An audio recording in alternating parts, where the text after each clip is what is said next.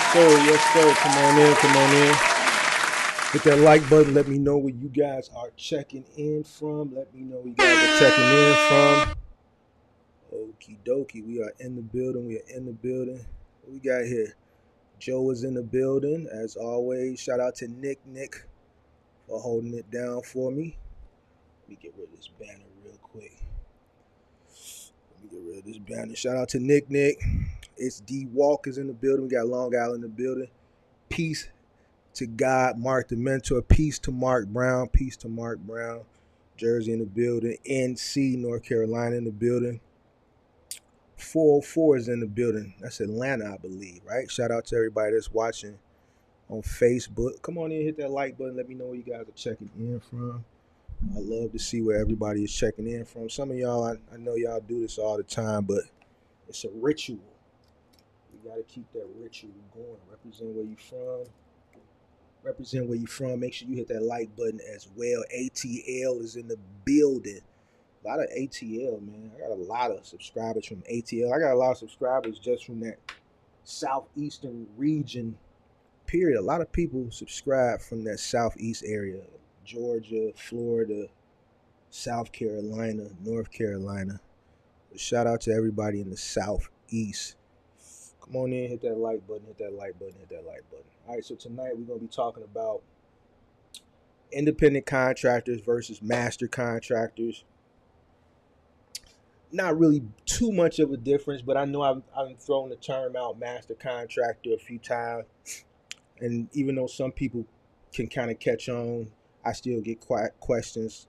Hey, Mark, I heard you mention something about a master contractor. So what's the difference? So tonight is just going to be um, a easy little live stream. We're going to talk a little bit about ICs, independent contractors, versus MCs, master contractors, and we're going to talk about some of the advantages between the two, and then I'm going to do a short little Q&A, and then I'm going to skedaddle. I'm going to try to keep it within 2 hours. Shout out to Box Truck Chuck, Orlando in the building, Minnesota in the building. Shout out to Jordan. Come on in, hit that like button. Let me know where you guys are checking in from. All right, so how's everybody doing? Hope everybody's doing well. Hope everybody is making money in a box truck. If you are working the spot market, hopefully you are, figuring a way to, maneuver around the current rates. If you're struggling, hopefully you're figuring out a way to get through it. For everybody else that's doing final mile, whether you're doing big and bulky or whether you are doing curbside, B2B, B2C delivery, you know what I'm saying? Hope everybody's doing good. If you don't know what B2B or B2C is, B2B is business to business. B2C is business to consumer. All right. So whether you're doing B2B or B2C, hopefully you're doing well. If you're in the spot market, hopefully you're you're hanging in there. And if you are in the process of transitioning or migrating from one lane to another lane, hopefully that transition process is going smooth for you. I know a few people this week. I know some people hit me up and said they had meetings set up with UST. I know a few people had meetings set up this week with T-Force throughout the country.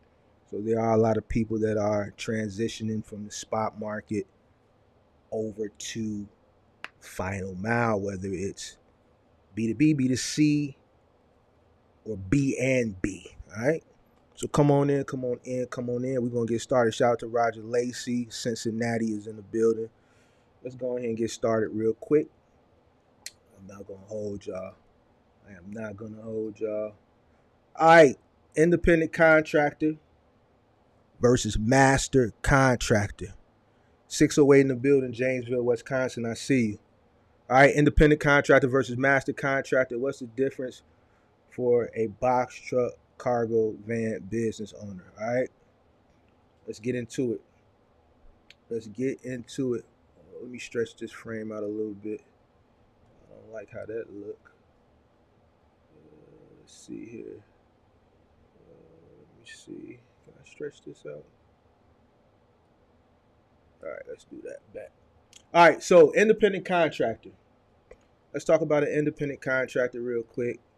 What an independent contractor entails, what it involves, so on, so forth. Come on in, hit that like button for me, guys. Hit that like button, We're going to get started.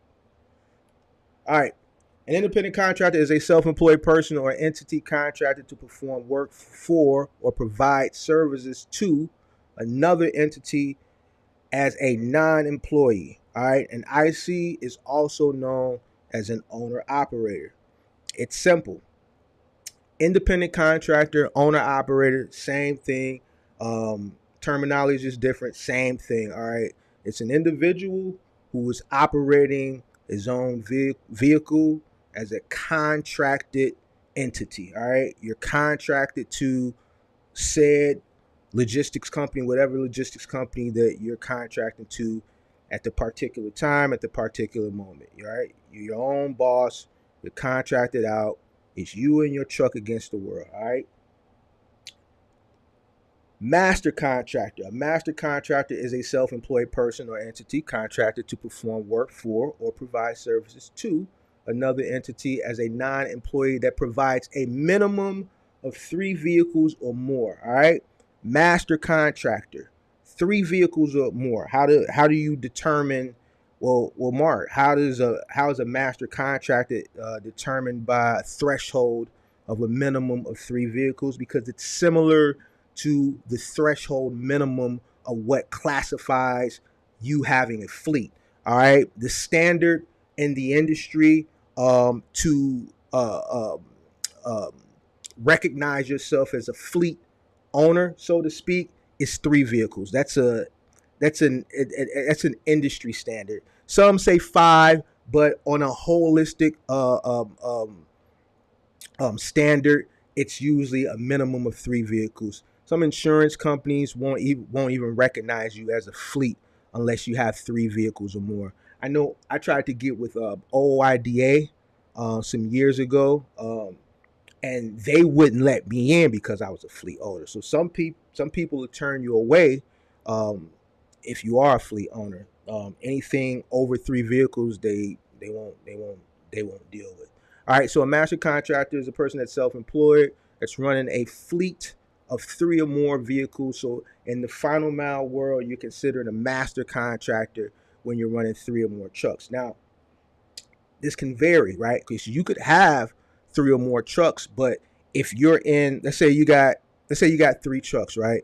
And let's say you got 2 at T-Force and 1 at let's say UST. To UST and to T-Force, you're not a master contractor. You're not a master contractor. Why? Because you only got 1 at T-Force. So they're not going to recognize you as master contractor status because to them, you're an IC. You just got 1 truck over there, whether you're in that truck or not. Same thing with the other company, UST. Whichever, I don't know if I said 2 for T-Force, 1 for UST, but whichever. And then the other company, you got 2 trucks over there, say that one's T-Force, right? To them, you're not MC status either because you only got 2 trucks. So you're not going to get treated as such, all right? But now let's say you had 3 trucks at T-Force or 3 trucks at UST, then you would classify as master contractor status. And master contractor status can come with perks, you know what I'm saying? And we're going to get into a little bit of that a little bit later. But then on the other side, it may not. Just to go back to a month and a half ago when I had John on the show from one of the execs at Cardinal Logistics. They deal with MCs up to like 3 or 4 trucks. Anything over that, they shy away from because, like he said, they don't want to have one particular contractor owning majority of their dock or majority of their warehouse. Meaning, if they got, let's say, Mattress Firm, and they got 10 routes for Mattress Firm in, say, Philadelphia, right?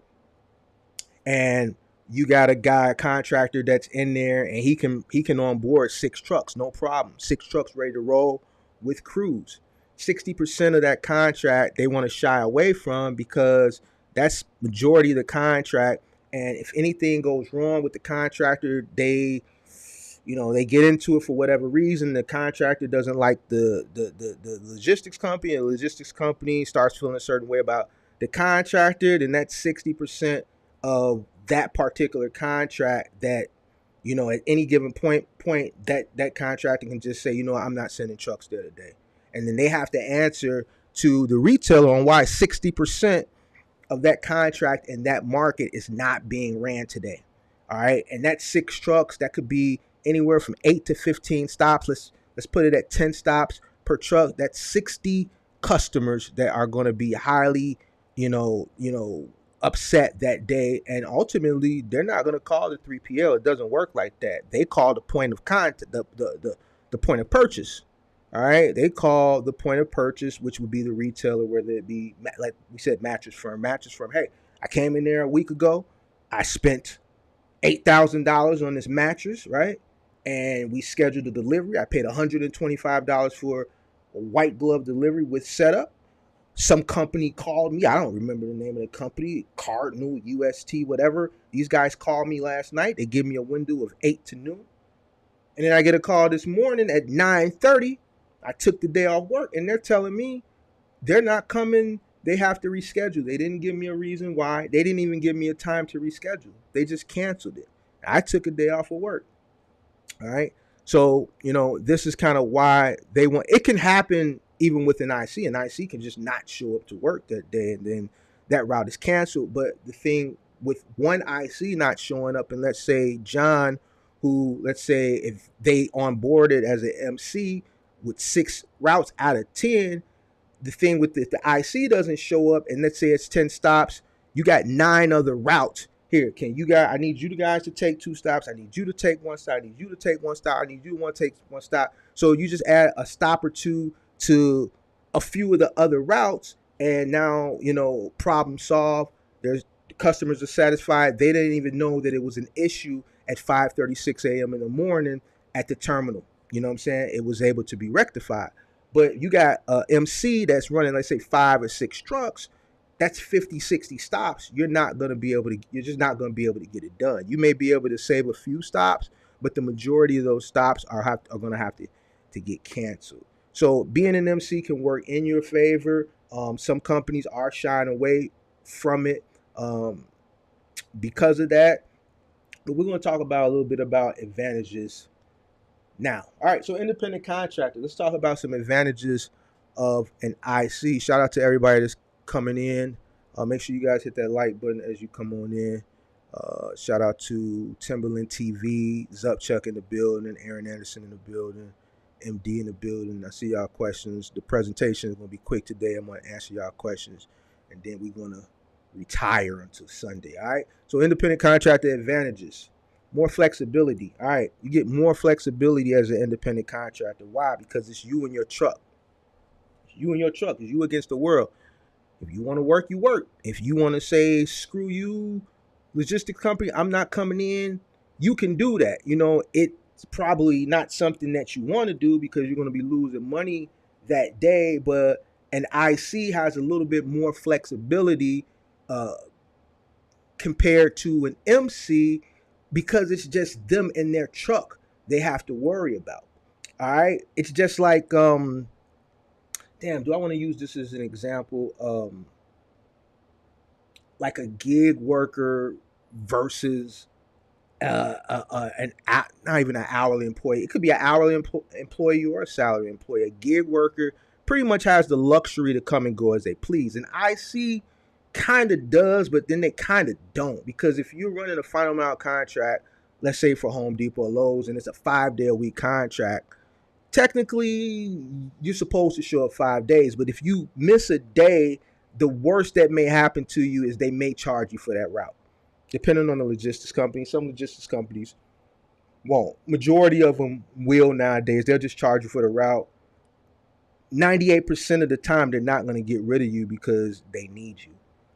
So you do have a little bit more flexibility as the person who's running a fleet of trucks. They pretty much got to stand on business because they're running a fleet of trucks. All right, less responsibility as an independent owner operator. Obviously, that's obvious, right? Less responsibility because once again, you're only responsible for you and your truck. You know, you don't have any employees.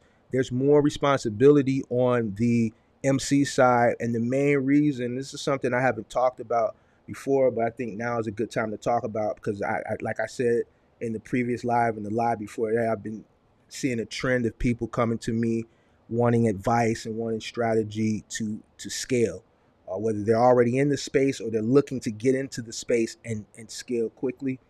Whatever the case may be, there is a lot more responsibility on you when you are a master contractor or fleet owner. And the main one is you're responsible for others, right? You have people that are under you, under your tutelage as an owner, right?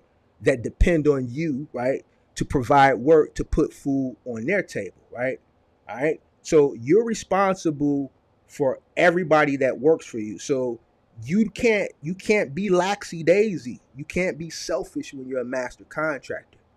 All right. You're running 5 trucks, let's say, final mile, that's 10 guys.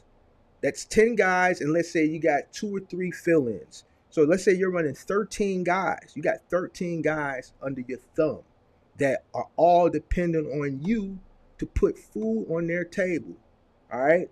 To provide for them and their family, all right? You can't be like the IC, you know what, I'm not showing up today because, you know, I went out last night and I'm hungover. The worst that's going to happen is they're going to charge me for the route. So be it, whatever. I know this guy doesn't show up every Saturday. I'll just pick up the route Saturday because they ask me every Saturday, can I come in for extra money anyway? I'll just come in Saturday and just make up for it and get it back. Independent contractor can do that. Should they do that? Probably not, but they can do that. As a master contractor, master contractor, fleet owner, you can't have a night on the town and then not show up to work the next day to distribute the keys, right, to your team so that they can travel to the logistics companies that they need to go to at 5:30 in the morning to, get their freight and go on about their day and do their routes, right? You don't have that luxury. You don't have that luxury. There's been plenty of times where, in my peak days of running that scale, where I just did not want to go in for whatever reason. Sick. Listen.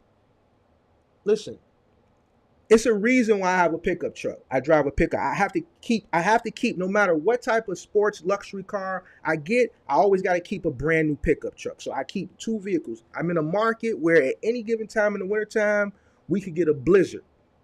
All right? A 7 Series BMW is not going to get me through 3 feet of snow. So I have to make sure I can get to work, rain, sleet, snowstorm, or what. So I always keep me a brand new pickup truck. Because I need a vehicle that's going to get me to where I need to get to. Even if all the routes have to get canceled, I would have to be the one to make sure that I get there, plow the yard, make sure the yard is plowed. I'm in the Bobcat plowing. I remember we had a blizzard in 2015. It took me a day and a half to plow the yard. Even though routes were canceled, I still had to be there just in case. It's my responsibility to get there and say, you know what, this is too bad. I'm canceling everything. I have to have a vehicle to get me there. Responsibilities, priority. I don't have the luxury to say, well, you know what, it's 3-4 feet of snow outside. Well, the routes are probably going to get canceled anyway. I'm just not going to go in. I'll deal with it tomorrow. No, there's no off day. There's no off day. So that's something that, if you're planning on scaling up to be a fleet owner, master contractor, keep in mind that you don't get an off day. You can't go out and party for your girl birthday or your birthday the night before knowing you got trucks that have to head to the logistics company at 5 or 5:30 a.m. for loadout. If you don't have a system in place or where you trust people to either keep the keys overnight or some type of lockbox system that they can have the code to, that will distribute them the keys in the morning, then you have to be there to do it. And even if you have that in place, at some point you have to get your behind up and get to work to make sure that everybody showed up. Because guess what? If one person didn't show up, you got 5 trucks, 4 trucks show up. That 5th truck, the helper showed up, but he's calling you from the yard and you're not answering the phone because you may have to get on that truck that morning. You're not running that scale to the point where you got an office and an office staff and stuff like that, or you got enough people where you could schedule an on-call person or 2 in case a person doesn't show up. You're not at that point. 5 trucks is not going to get you to that point yet. So you can't have that lazy mentality where, you know, they got the key, man, I'm finna party tonight, man, I'm sleeping in. Nah, you got to get up, because if one person don't show up, that helper blowing your phone up at 4:35. Man, I'm at the yard, boss, everybody left except I'm here. Jose didn't show up. What do you want me to do, boss? But you sleep because you drunk. You don't have that luxury. So that's something that you have to think about if you want to become a master contractor, because now Jose is there to work. Even though the driver didn't show up, now Jose just had a new baby. Oh, baby, Jose got an infant child that he wants to put food on the table for, and he's entrusting you to provide him, all right, with the work to do that. So you have to be selfless when you're running the fleet of trucks. You have to be selfless. All that extra stuff that you think you're going to get because you're running the fleet of trucks and you're looking at that compound profitability, right? Because, man, I'm making money with one truck. Now I can time that time 5 will make this much money. And you planning out these trips and I'm finna kill him this summer. I'm going to go ahead. If I keep making this money, I'm going to go ahead and get that S580. I'm going to kill him this summer. You may not have time to have that type of fun. You may not have time to have that type of fun. You may not have time to travel like that because you have a dedicated contract. All right. So something that master contractors, shout out to Anthony Townsend, who just became a member. Hold on, you get an air horn for that. Boom, air horn. All right, so being a master contractor, I think people need to really take it serious. I know a lot of people hit me up about scaling, and you looking at it, and I get it. You're looking at the money aspect of it, but man, I'm going to start talking about the sacrifice and the selflessness that you have to have. I'm telling you what I know. 5 trucks is one thing. Imagine running 15 with 35 people. Running around 3 phones, 3 cell phones, plus the office phone, plus the office staff, plus the drivers, plus the helpers, plus the 3PLs, all wanting to talk to Mark. 3 cell phones.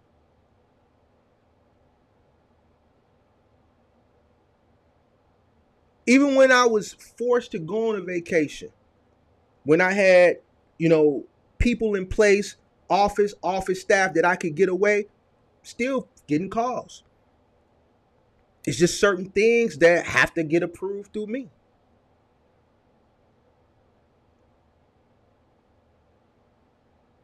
So to everybody out there that's looking to scale, that will one day, by the grace of God, be in the position to scale, this is something that you seriously got to think about. If you're a selfish person, right, then scaling is not going to be for you, because you have to think about others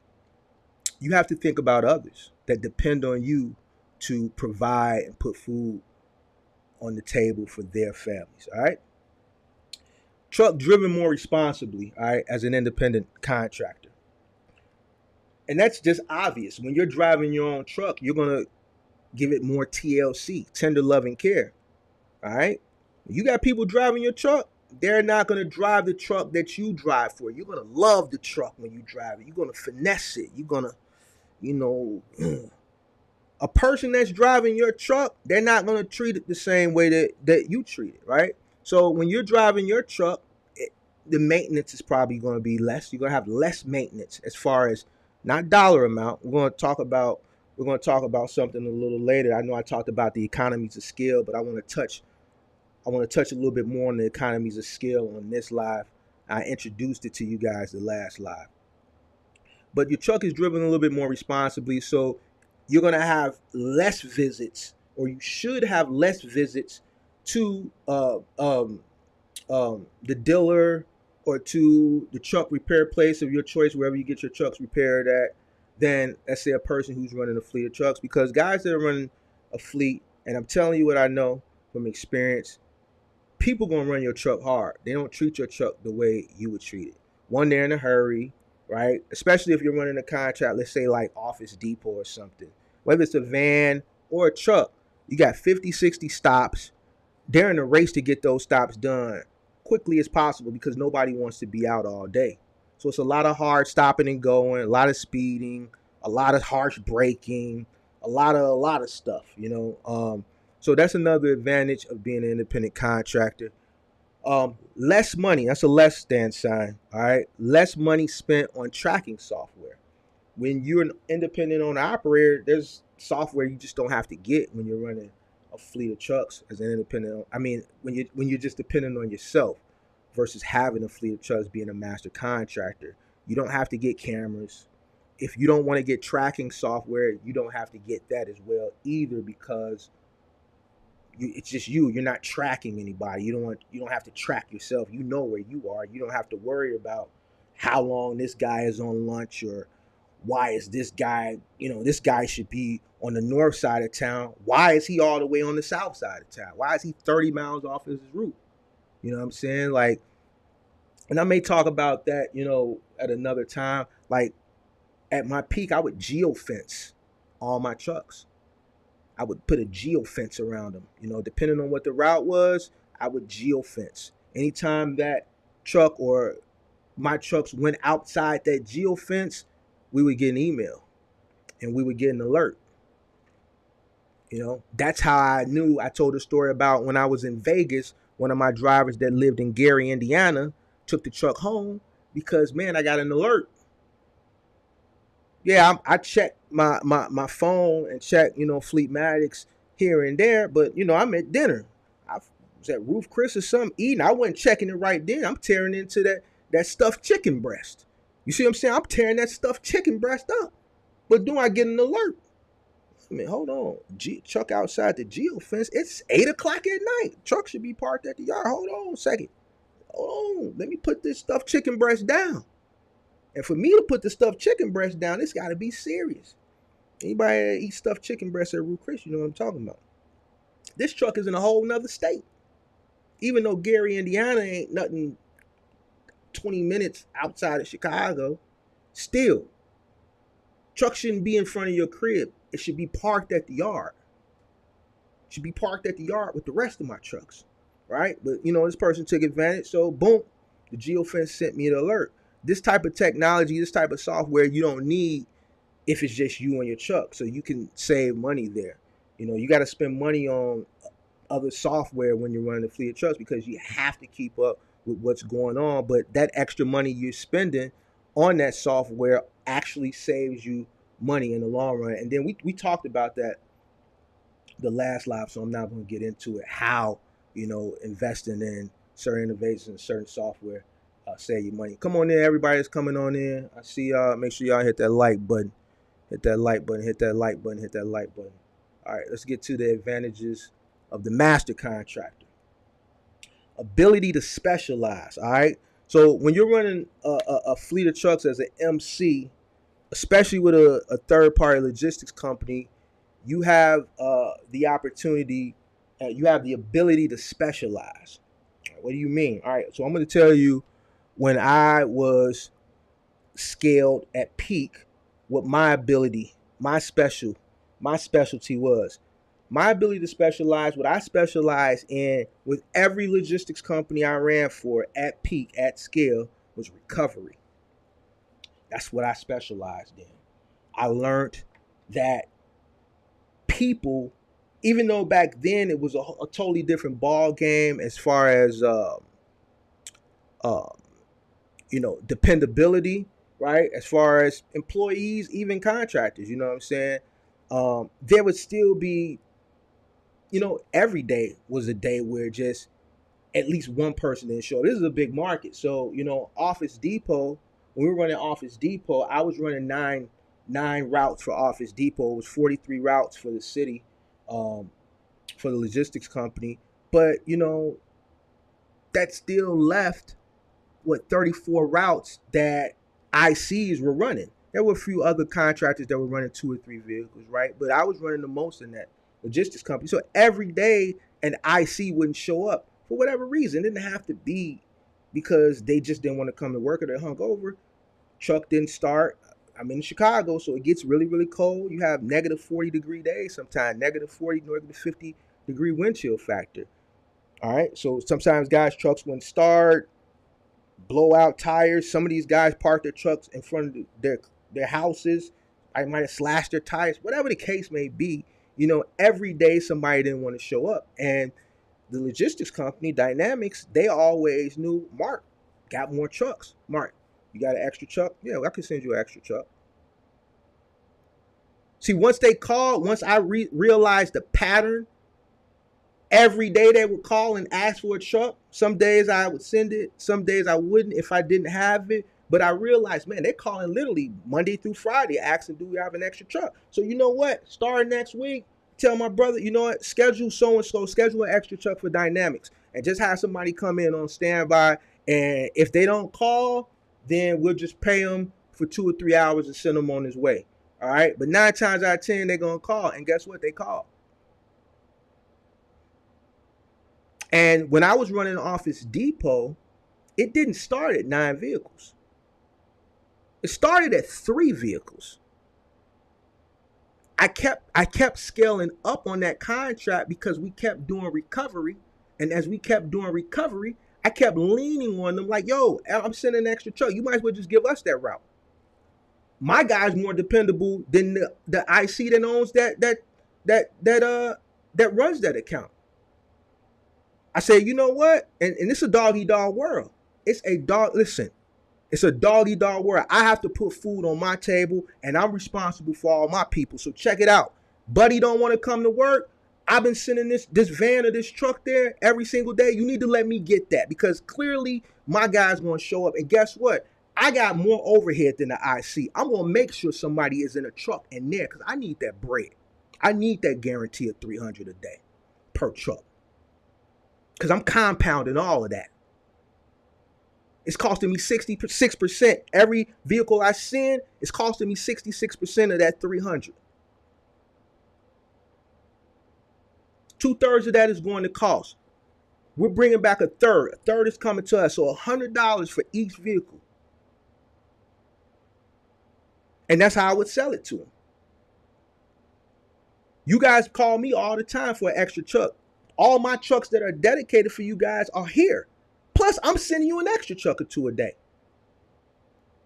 So my truck's coming because I need the bread. I got an office. I got a staff. I'm going to make sure a truck there. Hell or hot water. Right? You're right, Mark. This is now that's your route now. All right? And then it just kept building like that up until a point where I got to 9 vehicles. So that was my specialty. All right? Same thing with Select Express. I'm running 2 trucks, sometimes 3 trucks. So 2 trucks for Select Express doing everything from Dick's to Home Goods to Crate and Barrel to Container Store to West Elm to whatever else we were doing. They got a ton of accounts. So the 2 trucks I'm running, on the weekends I would run 4 trucks for Select Express. And then during the week, I would run 2 and like maybe a van. I think I had a dedicated van I was running for Container Store. Same situation. They got other ICs in the market that go to stores and pick stuff up, right? It was always something. Truck broke down. The customer, this IC walked in and the customer was scared of them because they looked sketchy. And these are real examples I'm giving you of. And this guy didn't show up. He accepted the routes yesterday. Mark, he didn't show up. We were going to reschedule him, but, there's one customer that's bitching, and she's talking about calling corporate, Crate and Barrel. Man, it would do you would save our asses. I know you save our asses every day, Mark, but you're gonna, man. Next time we're in Chicago, we're just gonna have to buy you a steak dinner. And when they came to Chicago, when Louis Escobar came to Chicago, he bought me a steak dinner. But every day I was doing recovery for them because I had the manpower, out of the vehicles. So that was my specialty, recovery. And whenever you're saving somebody's behind, you know what I'm saying? You're saving their behind because you think, like, they're more scared of the retailer. Like, whoever the person who's handling like the national account for that's dealing with the carriers across the country, it's their job to answer to the bigger bosses, right? The CEOs, the CFO, right? Things of that nature. And then those guys and the sales team, whoever's like head of sales, right? It's their responsibility when they're on those conference calls, right? Which in today's times are Zoom meetings and uh, uh, Google Meet, Microsoft Teams, those types of meetings. In today's times, when they're on those conference calls with the national director of supply chain for IKEA, or the national director of supply chain for Crate and Barrel, West Elm, or Container Store, they would have to answer, well, you know what? We had 30% of the orders for the Chicago market didn't make it to the destination. They were either late or they were rescheduled. What's going on with that market? Because at the end of the day, the retailer has a plethora of options. Listen, you know what? You guys are doing a great job on the West Coast, but what we thinking, for some reason, you're struggling with the Midwest market, especially Chicago. So, we're going to let you guys still run and have that account in that region, but we're thinking about going in a different direction for the Chicago market. We're thinking we may just try out, uh, I don't know, UST or maybe JB Hunt Final Mile. We do business with them in another sector of our business, in intermodal. Their sales guy came into the office and they put on a good presentation. They actually outbid you guys by 3%. So we're thinking about going in that direction. All right. So they have to answer to, the retailer. So my advice, from my experience, if you do operate or you do get to a master contractor, status, there you have to find a specialty. All right, you can use my specialty. All right, recovery, because there's always recovery that needs every day in final mile. I don't care what logistics company you go to. If I'm lying, I'm dying. Every day there's freight left on the dock. Every day. Every day. If you go to a major logistics company, every day there's going to be freight left on the dock. Somebody is not going to show up. All right. We were doing Granger, and Granger wasn't even a dedicated contract. If I had an extra truck, hey, Mark, we know you don't run Granger, but one of the Granger ICs didn't show up. Can you have somebody come and deliver Granger? Sure. Granger ain't nothing but delivering toilet paper, tissue, placemats, stuff like that to businesses, right? All right, so ability to specialize, more profitability. Obviously, you're gonna make more money, right, when you're operating at scale. I mean, it's very obvious. You make X amount. If your IC is profitable with one truck, but IC wants to scale. So IC is profitable with one truck. Say a logistics company said, you know what, we got more opportunities. If you can bring on another truck, we'll accept it on. You scale to 2, you repeat that, you scale to 3, you're profitable on all 3 trucks, right? So obviously a master contractor is going to make more money than an IC running one truck, right? Staggered schedule. Now here's something that, may interest you guys. And it doesn't work all the time. It depends on the market. It depends on what's available in your market, and all that. You can stagger your schedule. So, for instance, you got 5 trucks. I'm just going to use 5 as the example for this presentation. You got 5 trucks running final mile. Load out is about 5:36 a.m. Boom. You got 5 trucks. That's 10 guys. They're at load out every morning at 5:30. Those trucks normally return to the yard, let's say sometime between 5 and 7 p.m. every day. If you have the opportunity to run an overnight route, let's say, um, not going to use Amazon because it's too unpredictable. Let's say you can find a dedicated overnight run that starts at 10 a.m. to, let's say, 3 a.m. 10 p.m. to 3 a.m., right? A 5 hour run, all right? That you're going to make money. It's a one-man job. It's just doing B2C, straight B2B rather, business to business. You're picking up at a dock or terminal. You're delivering to a few terminals, and let's say a 30-mile radius, something that you know your truck can do, your guy can do, and get it accomplished and have that truck back to the yard in enough time for that 5 o'clock guy to come in and get that truck so they can be at loadout by 5:30. So now you got a staggered schedule. That truck is running all day and all night. So now you're making money throughout the day. All right. So you got a crew that comes in the morning, and you got a guy that comes in at night. And if you can do that for every single vehicle, you're making more money. You're really making money hand over fist. That truck is damn near running 24 hours a day. And there's things that you can do at night. There's some postal runs that you can do just delivering sacks of e-commerce goods. Those jobs don't take 8 to 10 hours. You can get those done in 5 or 6 hours. And this is not going to work in every market. You know, if you're in a market where you can find something where the time allows you to run another route for a particular truck, then go for it. All right. So that's a staggered schedule. All right. Staggered schedule. All right. Economies of scale. So I want to talk about economies of scale a little bit.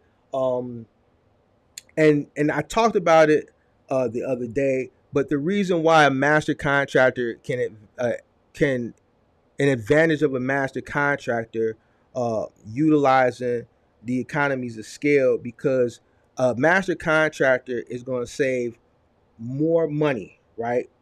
They're going to save more money over a length of time on said certain things than an IC would. All right.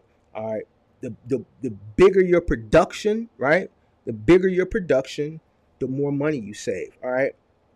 I know that was a little jumbled, all right, but it's late. So the bigger your production, the more money you're going to save. So what do I mean by that?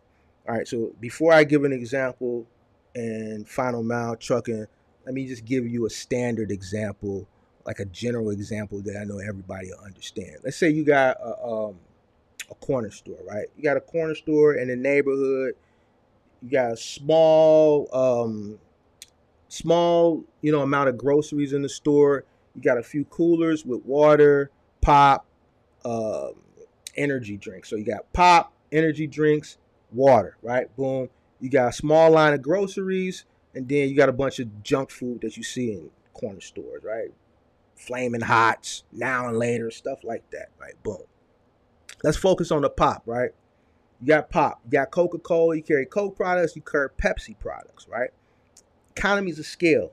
You got Walmart about a mile away, right? Coke products, Pepsi products. Economies of scale. You pay more for your cases of Coca-Cola, through the Coca-Cola, whoever the distributor is for Coca-Cola that you're buying your cases from for your business. You're paying a lot more than Walmart pays. Why?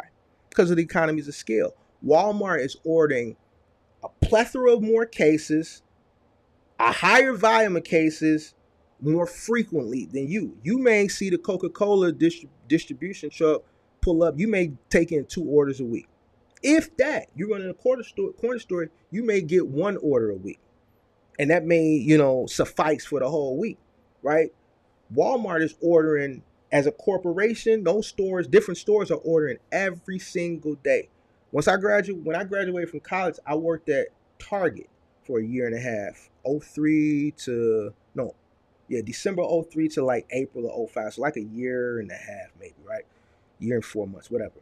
And the Coca-Cola guy would literally come in every day or every other day to restock the end cap.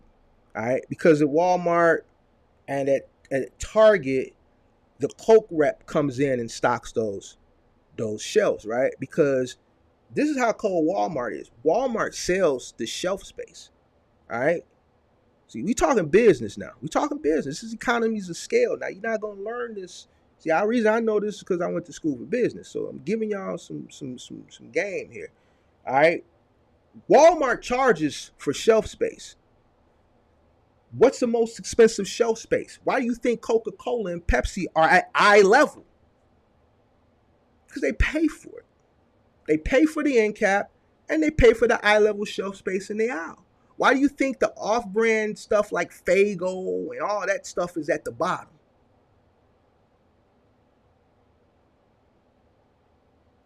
So if you own a corner store, you're paying a lot more, right, for Coke than Walmart is because they're ordering millions of cases a day.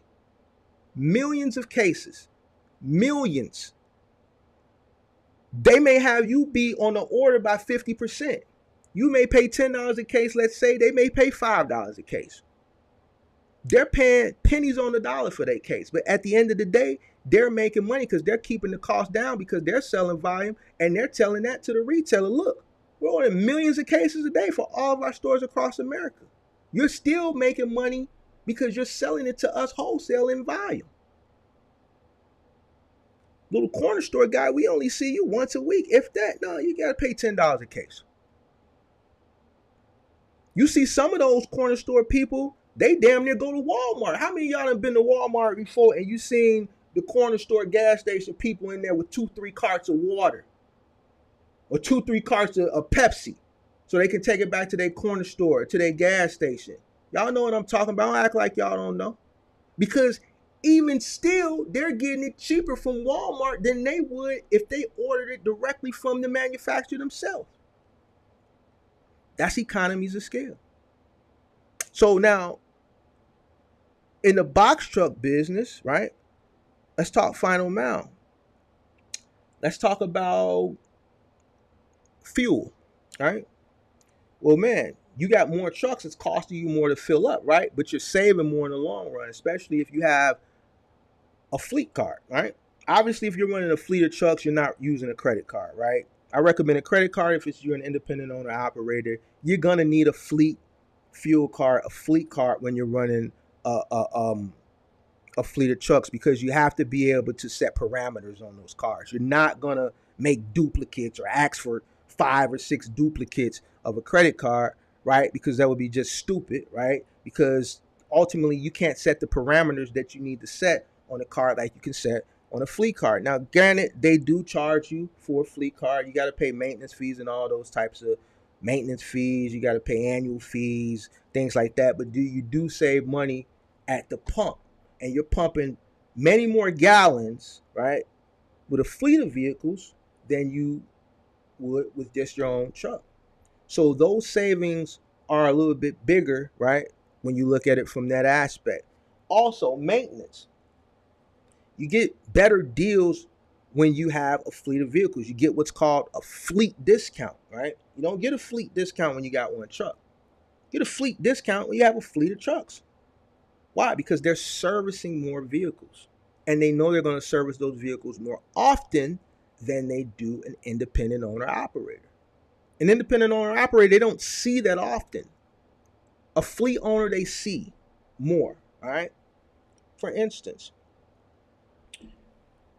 I deal with a truck repair place here. It's in Chicago. It's like on the border of Chicago, border of Indiana. And small family-owned operated truck repair place, right? Right off the highway.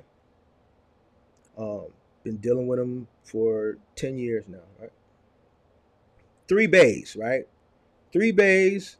And he has the Norfolk, what's that rail yard? Norfolk Southern, whatever. Because there's a rail yard right off the Skyway, right off 90. So he services their trucks and then he services, just regular people with trucks, right?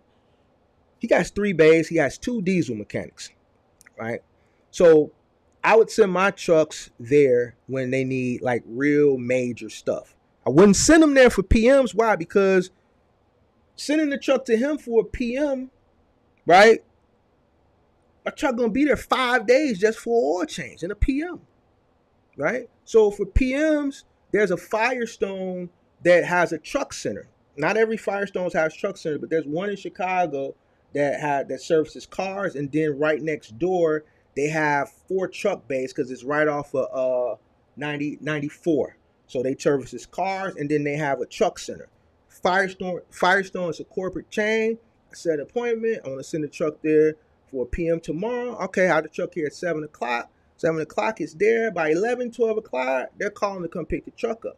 They don't have no time to play. They got technicians there. They doing what it needs to get done so they can get that. So I can come back and write that check, right? And I get the fleet discount there, right? So my guy is like, yo, I get the fleet discount there, but because I have a fleet of truck and my small owner operator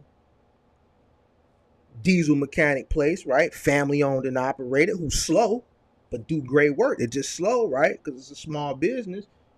Mark, why you bring your trucks to me to do the PM? I do the PM for you. This is how you talk.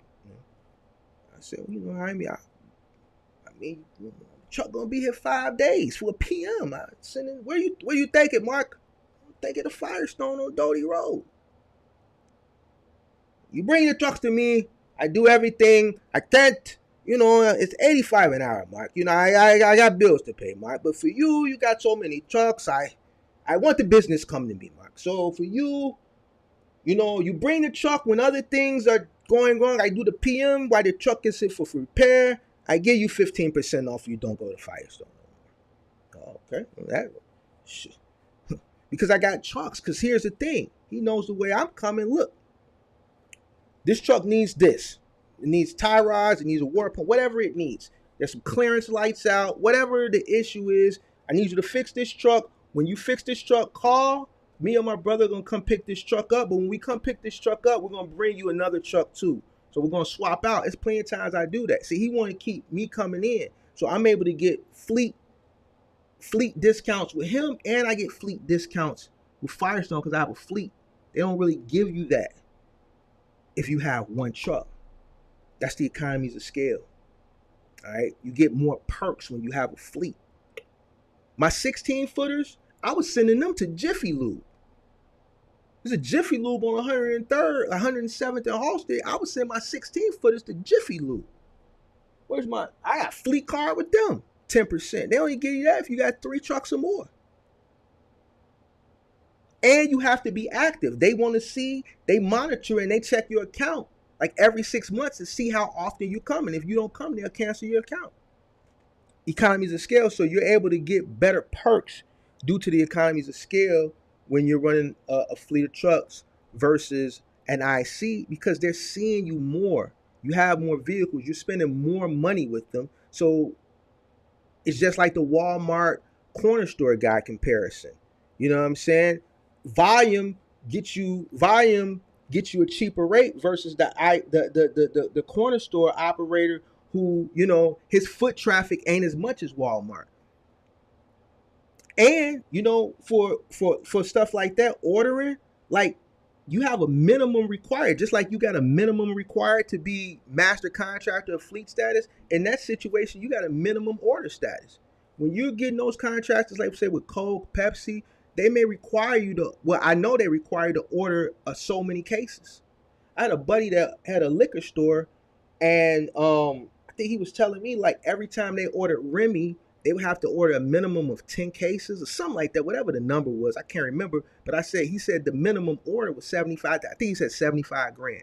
The minimum order to order Remy was 75 grand. They ended up going buying Remy from a liquor store that was a chain liquor store, catching it when it was on sale, going in there and buying bulk and just trying to make $1 or $2 profit off buying that at retail price from another liquor store. Because these guys were able to sell Remy for $3 or $4 less than they could. And at some times when business got tough, they didn't have the cash flow to order the minimum Remy required, the minimum cases Remy Martin required them to order. So, you know, that's the economies of scale. When you're running a fleet of trucks, you got to use the leverage to get you the perks that an independent contractor that's operating one truck doesn't receive. And that's the presentation for tonight. So we talked about the independent contractor versus the master contractor, and I gave examples, a few examples of each, the advantages of being one over the other. All right. So come on in, guys. I've seen comments going in. I've seen some questions. Make sure y'all hit that like button. Where we at on the time? So we've been on an hour on the head. So that means I got an hour to talk and answer questions. So we right on time. We right on time. So let me scroll back up to the top. What's going on? See Jamesville in the building. Daniel Williams in the building. What's going on? Do you think it's a good idea to own 3 trucks but at 3 different locations? Yeah, why not?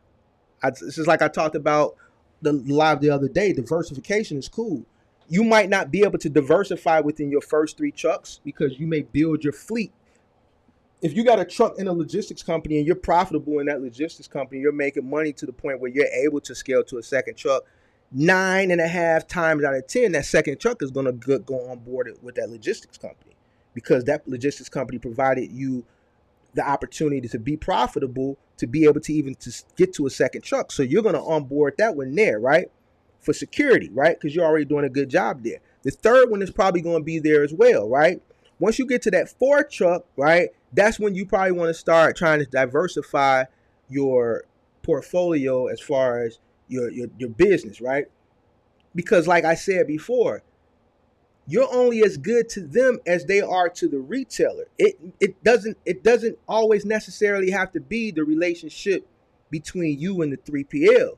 You got to understand, you're as good to them as they are to the retailer. If they lose the contract with the retailer, you lose it by default. So you don't want to put all your eggs in one basket as you start to scale up. Once you get beyond 3 trucks, you need to start diversifying because it's happened to me before. My biggest contract at that time, I didn't lose it. They lost it. So I lost it by default. And every contractor that was running that contract for that logistics company lost it by default because the logistics company lost the contract.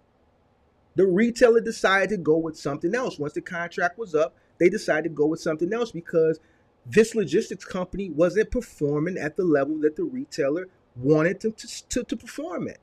The expectations that they had, what was sold to them, right, in those sales meetings on why IKEA you should allow us to handle the national contract for IKEA, they didn't meet the expectations that they sold the retailer on, so the retailer decided to move on. And because the retailer decided to move on, they went to another company, and every contractor that ran for that Dynamics at that time that was running IKEA lost the contract by default.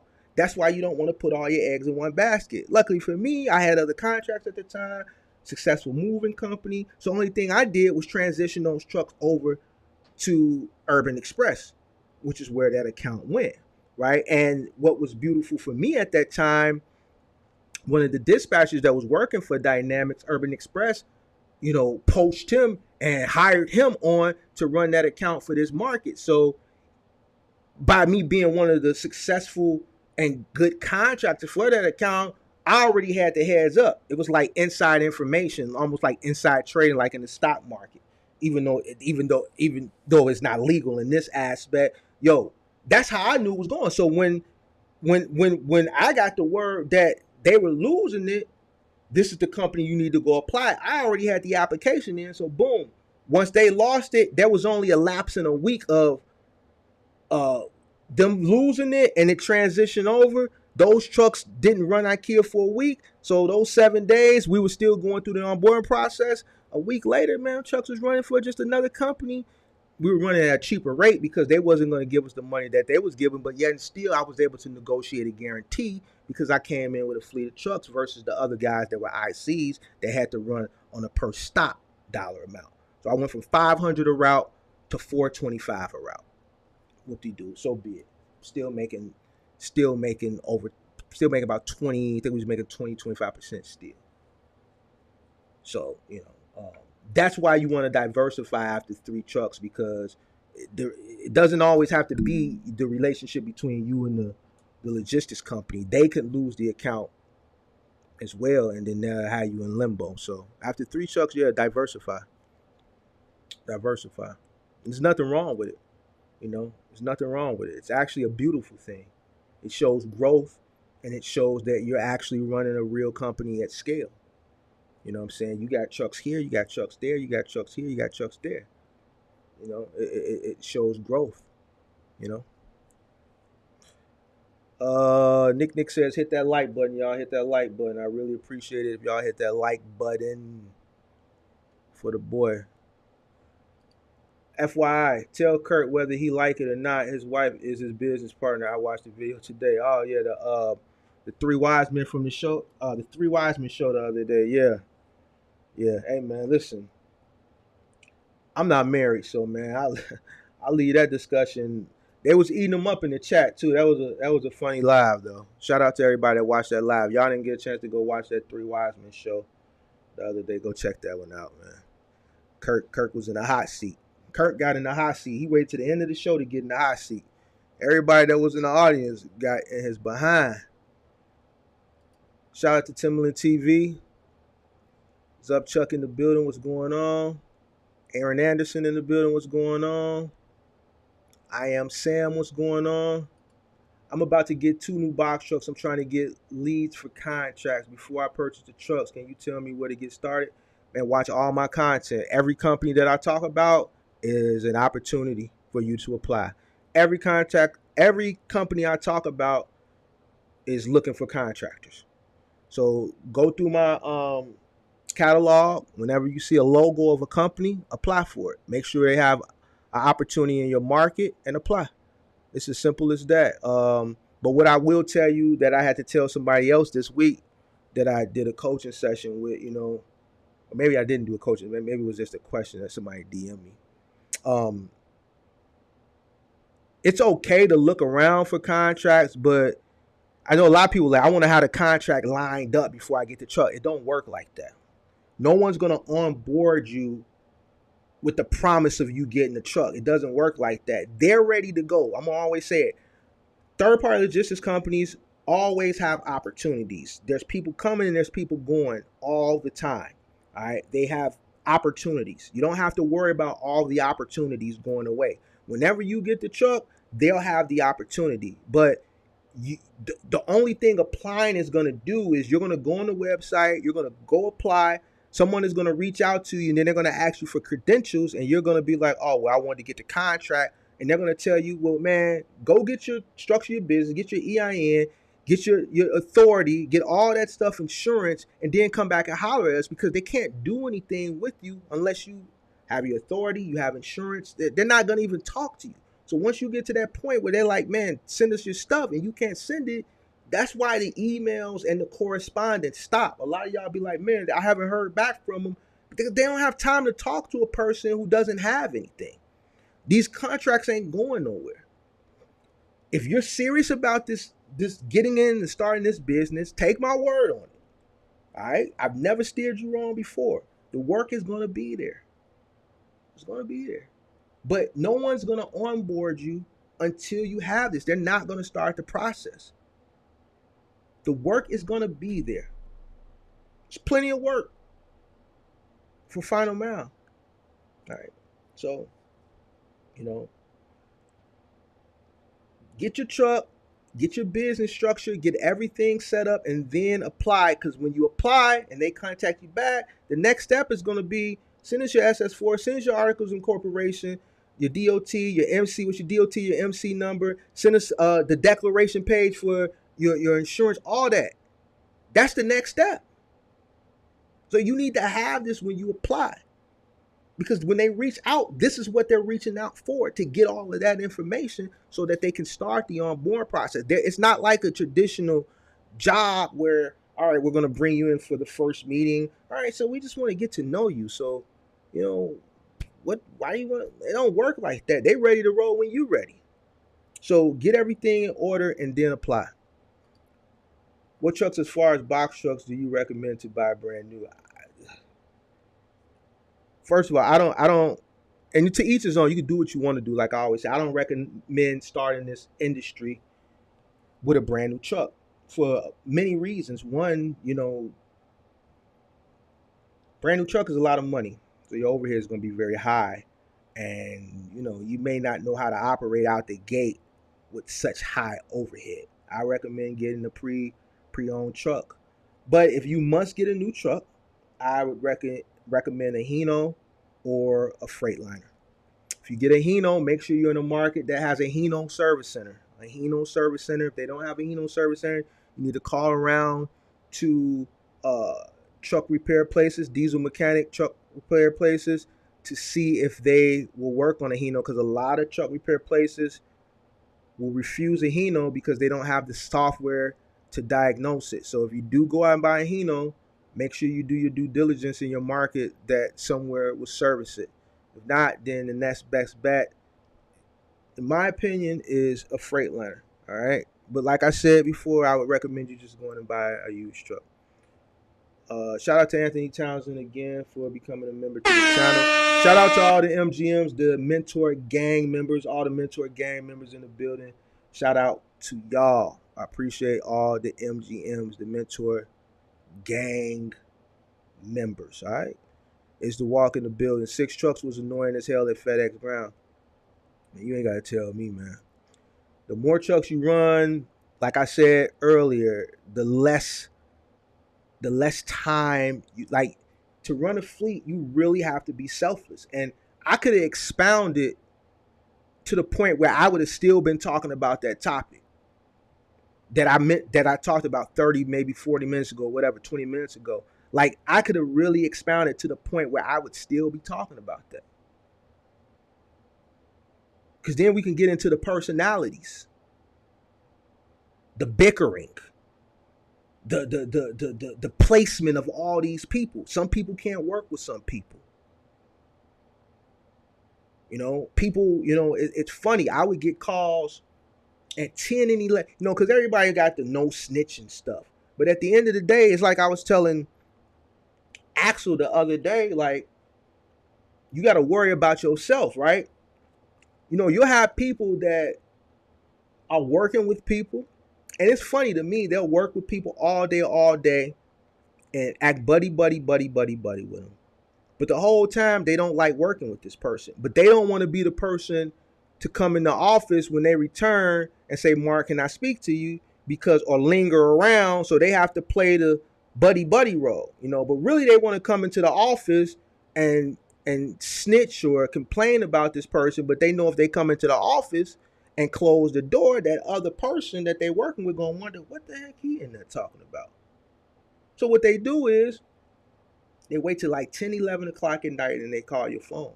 Hey, Mark, man, I'm sorry for calling you late, but man, you got a minute, man. I can't work with so-and-so no more. I can't work with Bobby no more, man. Man, I'm doing all the work, man. It's killing me. It's killing me, Mark, man. Man, please don't put me with him no more, man. I didn't want to say nothing at the yard, man. But, man, I'm a good worker, Mark. Man, I'm a good worker. Like, you got to deal with all that. Man, I had grown men coming to me crying. Grown men. I'm talking about hardened. And when I mean hard, I'm talking about hardened. I didn't have people work for me that did years for attempted. And I ain't talking about robberies. You know what I'm saying? So you got to deal with all that when you're dealing with a bunch of people. All right? So even when you're not at work, 11 o'clock at night, 10:30, 11, 12, you're getting these types of calls.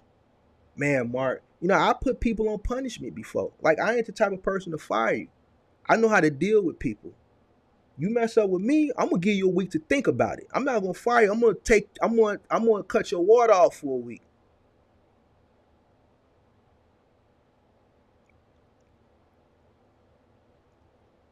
Then I have to deal with that. It's a lot of things you got to deal with when you're running a fleet of trucks. You're dealing with a lot more people. You're dealing with a lot more personalities. Their personal problems become your problem. Man, Mark, I'm getting married next summer. I need all the work I can get. Man, forget this dude, man. I need to work because I need to get a ring. I got to buy a ring. All that. I could tell you stories. I can give you examples of all the stuff I've heard, all the stuff I've dealt with. That's the biggest thing when dealing with a multitude of people at scale. The personalities, the personal issues, the problems. It becomes wearing, it becomes taxing. Forget the physical part, right? And you're at scale, so you're not out there even dealing with the physical part. The mental,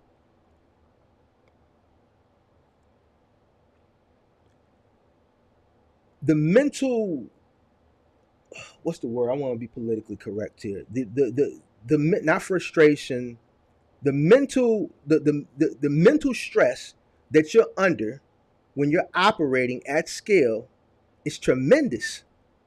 And majority of it has to do with the individuals, the personalities, and all the problems that they bring to the table.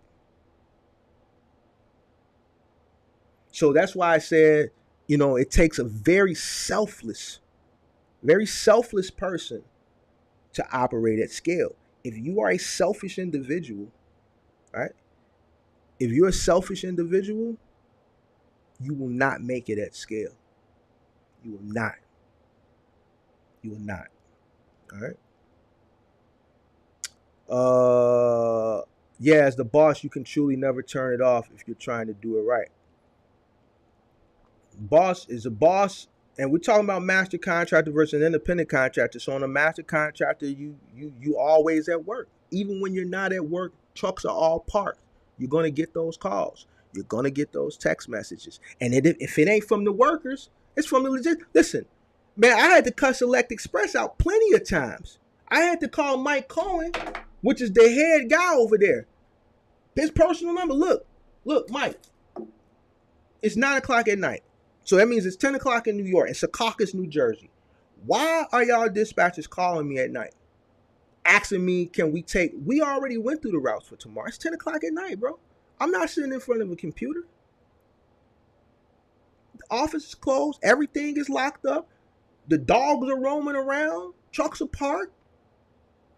Why are they calling me, asking me? I'm not an independent contractor. Don't have these dispatchers treat me like an independent contractor. They can call them at 10 o'clock at night. They can't call me. No.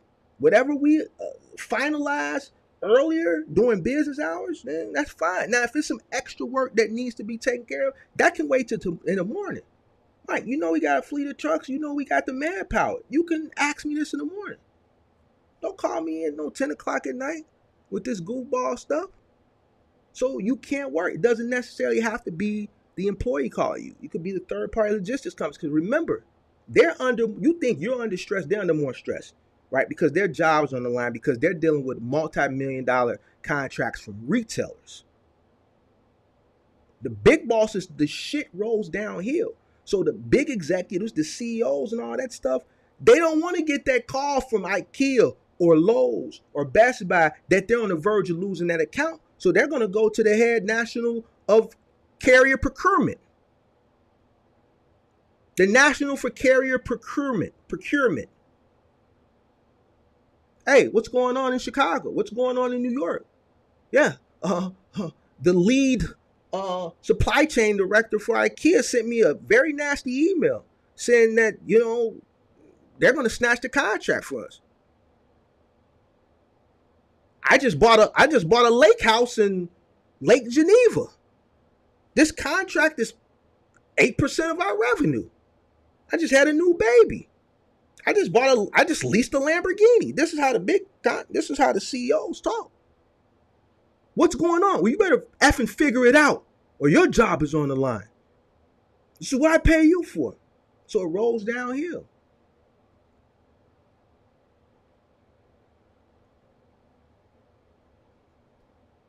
It's the game. Have I ever heard of medical waste disposal? Yeah. Anytime you go to the doctor and you see that thing hanging on the wall with that garbage can with that red thing where they take the shots and put the syringes in it, that little lockbox drop thing, that's what medical waste is. That stuff goes out and the medical waste carrier picks that stuff up. That's not something that I've ever looked into. But yeah, I know what it is. I know it pays very well because of the nature of the business, but that's not something I've ever been interested in. So I wouldn't be able to tell you exactly, companies that run it, uh, you know, rates that are associated with it. But obviously, I know what it is. It's just picking up waste. When you're at the doctor or the hospital, all the waste that they put in that lock that they don't put in the trash can, they put in that little waste deposit thing. Just pick that up and then take it to a disposal center where it gets disposed of the correct way. But I don't know anything further than that about it. Let's see what else we got. We got 63 people in here. Make sure y'all hit that like button. I appreciate everybody for tuning in. Are you familiar with pace runners? I'm not familiar with pace runners, but the most I'm familiar with them is I've heard of them. As much as I know about them. Have a meeting scheduled with Capstone on Monday, man. Okay, just make sure you already know what to tell them. You already know what to tell them. You already know what to tell them and who sent you. So good luck, good luck, good luck, good luck, good luck. Uh, Hi Mark. You're providing college undergraduate finance. People should really listen to this if they want to succeed in business, and you giving free business. So, shout out to you, Ibrahim Barry. Yeah, so like I always say, man, I'm gonna tell you about the box truck, but I also try to, give you business. Um, when I do these lectures, so to speak, I try to give it in a business format. My OG spent a lot of money to send me to school uh, to get that degree. So, um, I'm trying to pass some of that business stuff. I don't remember everything from college, but a lot of the stuff that I think was important that stood out to me that I remember is because it was important. So, if I can pass that information on to y'all, then I'm gonna pass it on to y'all. It's like I always say, like, in order to listen, if you're business smart, right, and you know business and you understand business and you study business, you'll succeed in any business. I don't care if it's a box truck business, a cargo van business. I don't care if you open up a bookstore. I don't care if you open up a restaurant. I don't care if you open up a lemonade stand. If you don't understand business, you will ultimately fail. And the reason why a lot of people fail is because they don't understand business. I know this because I talk to people every day. Why do you think I structure my lives, the way I do? I show you how to create a business plan. I show you how to pay yourself. A lot of people don't know how to pay themselves, still don't know how to pay themselves. Tell people, go watch my live and they'll teach you how to pay yourself. You don't have to pay me for a consultation. And I did a free live. Well, Mark, I don't want to watch 2 hours of that. But then, you know what? I don't know what to tell you. Straight up and down. I don't know what to tell you, because the information is out there. I've done the lives. Just go watch them. So yeah, I appreciate you for recognizing that, Ibrahim. You know what I'm saying? I like people can get up here and just talk. But when I talk, I try to educate you on business as well as box truck and cargo van, but more geared towards business, right? Um, because if you understand business, then you should see some level of success because you're going to have a plan. You're going to have an outline. So you're going to know how to go into the business the correct way because you're going to revert back to my teachings and say, you know what?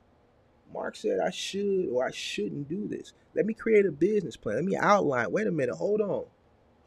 Mark said I got to pay myself. The business has to get paid and I need to set money aside from Uncle Sam. So I made 3,000. After everything is paid, I got 1,500 left. That's not my money. I still have to divide that in a third as far as me paying myself, setting some money to the side for cash flow, and setting about 33% aside for Uncle Sam. Things like that, So once again, Ibrahim, I appreciate you for even recognizing that, and thank you very much, man. Thank you. Uh, that's a fact. The lady at Capstone was ready to have me come in the same day with everything, but I was already on the delivery. Oh yeah, see, you talking about when I was talking about as far as when you apply for the logistics companies and they get back to you. Here you go. You know, so a lot of people ask me, "Oh, I want to get the contract first." You're not going to get a contract first. It don't work like that. No one is going to grant you a contract without your credentials. You have to be fully ready to roll. So that you're going to have a little bit of trust in yourself and a little bit of trust in me to take what I'm telling you at face value. You have to have all your credentials because once you apply and they contact you, they're ready to roll. They're ready to roll. So, you got to get the contracts ain't going nowhere. These companies are like a revolving door. You may get a contract and work 2 or 3 days and be like, nah, this ain't for me. Mark was right. This ain't easy. And even though it's paying a hell of a lot of money, I'm not cut out for this. So that was 3 days you came in and you exited out. So now that route is back on the market. And they pull in an application to see who they can fill. So get your credentials, get everything lined up. The work gonna be there. Like Zupchuck said, he applied and they hit him back and they was ready to roll. They're ready to roll. Hit that like button. Hit that like button. Jason Brown, what up? What is up? What's up? What's up? What's up? What's going on? What's going on? What's going on? Ooh, I ain't got my other camera set up right. I'm sitting kind of low, so let's revert back to this camera. Interstate Screw, Detroit in here late. I'm out your way. Where you at? You in the city? Where you at in the city? Where you at? Where you at? Where you at? Where you at? I wasn't planning on doing nothing, but you out, man. I'll meet you out, man. I'll meet you out for a drink. If you downtown, man, I ain't traveling too far, man. I'm downtown. So if you downtown, man, yeah, after this live, I come link up, man. Have a drink, man.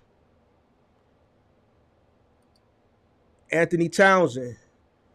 Ibrahim, I agree. That's why I spent the membership fee. Got to keep this channel up and growing because Mark gonna give sauce and his give back so it's genuine. Best outspend on his business. Appreciate you, Anthony. That's right. You signed. You got the membership. Shout out to all the MGMs, all the Mentor Gang members that subscribe to the channel. Notice I never ask people to sign up for memberships. I appreciate everybody who does the membership. You know what I'm saying? I appreciate y'all. It gets reinvested back into the channel, as far as, stuff that I utilize to present, this content, the subscriptions that I have to pay to even live stream, and everything I'm doing is at the best quality. So I'm not doing no free stuff. Everything is paid. So that money just gets reinvested back into whatever subscriptions I have to pay to present you guys with this content to hopefully better yourself, better your business. So I appreciate you, Anthony Townsend. Fat and Furious, Wagwan Mark. I just got a 2016 HR Core Transit 350. Shout out to you. Shout out to you. $1.15 good rates. What's the mean average I should be looking? OTR or local interstate. You got a Transit 350. Oh, I think Axel was saying that the current rate for cargo vans is less than $1 a mile. All right, so I don't really look at cargo van rates like that. All right, but from what Axel told me, it's less than $1 a mile. You got box trucks that are making, looking at rates at a little bit over $1 a mile. What I would do if I were you, and this is not me selling you into, my lane of expertise. If you want to do local, 350 may be a little bit overkill, right? But there's a lot of local routes you can do as far as like office supply delivery, medical supply delivery. I'm sure if you got a 350 Transit, it's a high roof extended length. So you really don't have to worry about the weight capacity, maybe a little bit overkill for this. And then you can do side stuff work. And if you want to do, if you're on the load board and you see something that 350 can haul, it's a good rate. And when you look at the specs or the directions over off to the side, if you're on the DAT load board, and it says we'll accept a cargo van, you're free to run that stuff too. It's just like I was saying in the or maybe I don't know if I did say in the presentation, I didn't, but whether I did or I didn't, you have a little bit. I did say it. That one of the advantages of being an independent contractor, you have a little bit more flexibility when it's just you dealing with your own vehicle versus a fleet.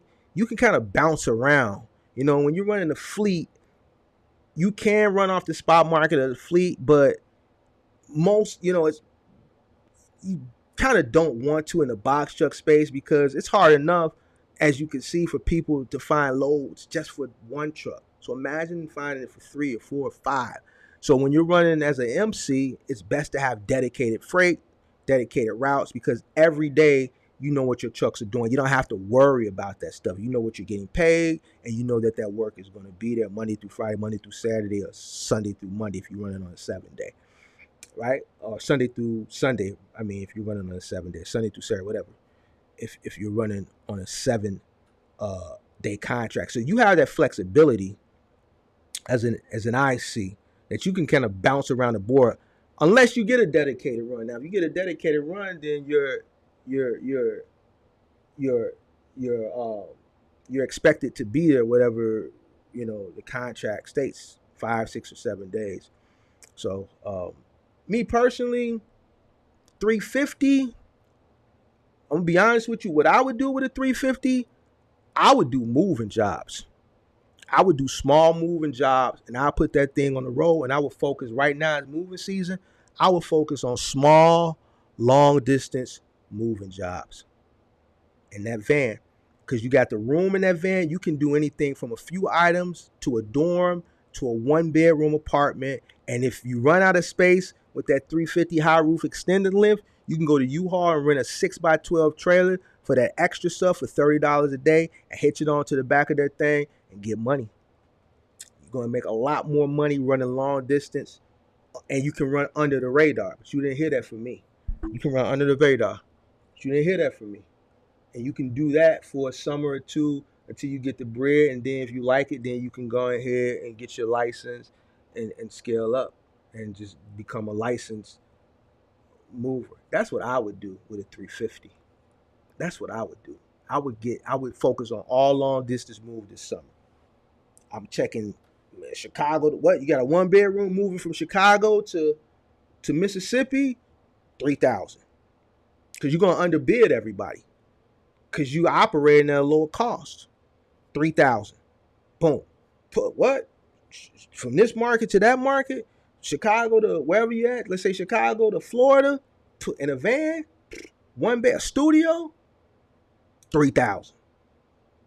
No, because if I send a truck from Chicago to Florida, 1-bedroom, me, $7,000. But in a van, you can cut that in half, 3,500.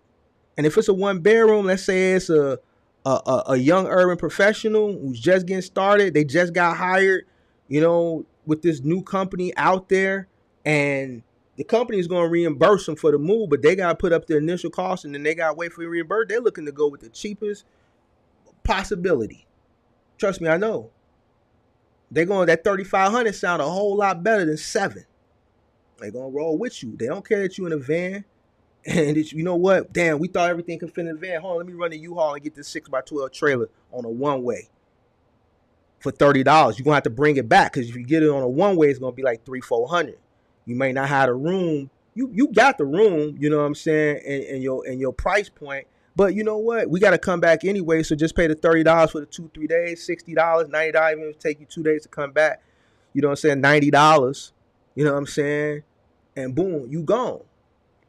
That's what I would do. You know what I'm saying? But you got those other 2 options that I gave you. But what I would do with that van right now, if I was young and hungry, keyword on young, strong legs, strong hips and shit, I'm going to get that moving money right now, because that's going to pay you more than this final mile, and it's going to pay you more than this OTR, and it's going to pay you like that. You get 2 long distance moves in a week, you looking at anywhere from $6 to $10,000 in a van, no cap. So That's what I would do. It's moving season. April 1st starts moving season to September 30th. All right.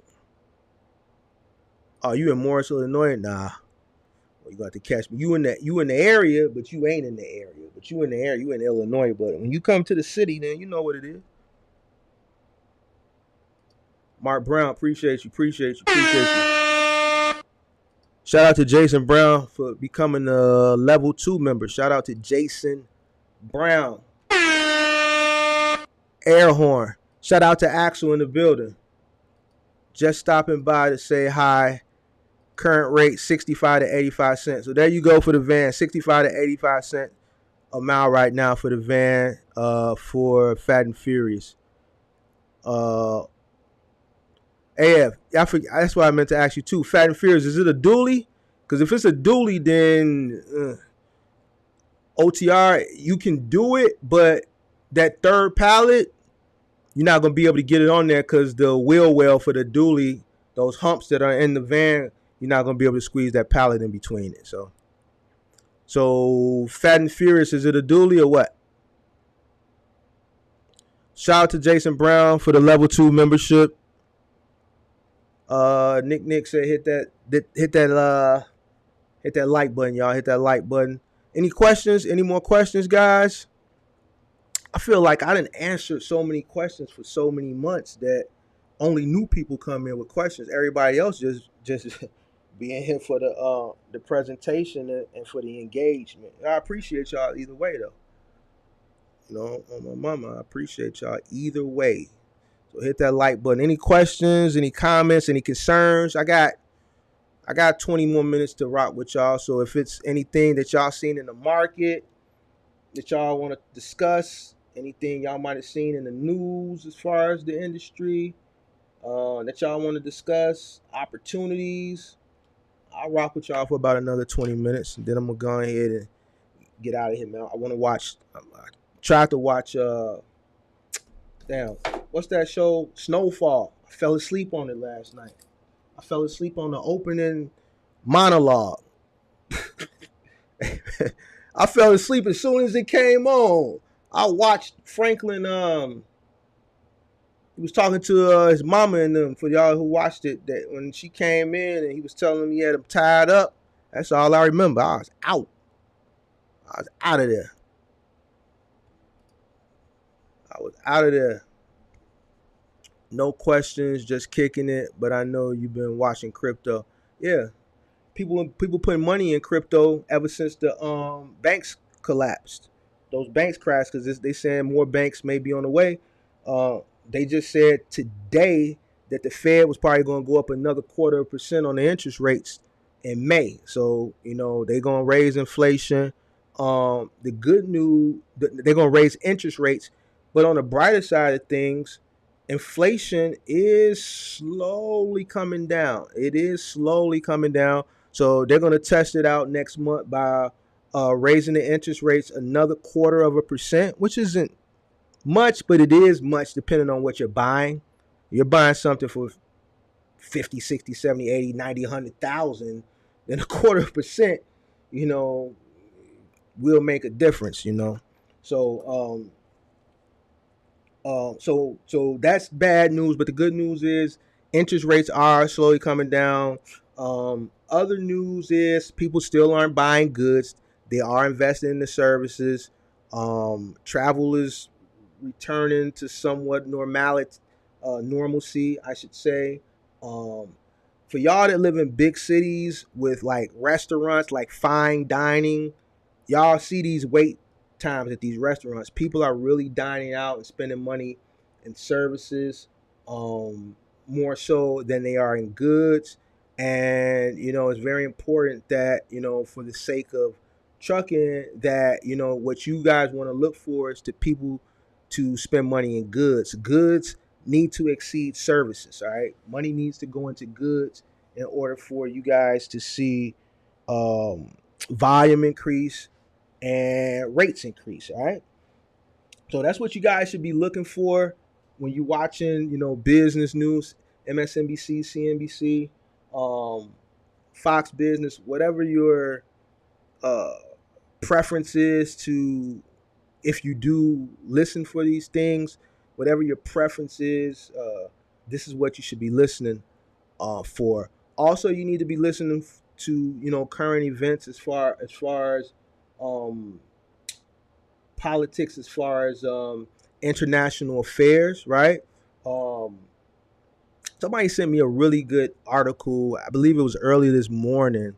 That Warren Buffett sold. He dumped all of his shares of a Taiwan semiconductor stock. And this is basically what the U.S. and China ultimately are really, if they go to war, this has a big thing to do with it. And that's why China wants to come into Taiwan, and we want to prevent that and protect Taiwan because we want to control that. That's why we said, before we allow China to take over, we can't allow China to take over Taiwan because they going straight for that semiconductor company. And worst case scenario, America's like, we know before we let that happen, we'll shut them down and relocate them to the U.S. so we can have that resource. This is what y'all need to be paying attention to. I keep telling y'all about China.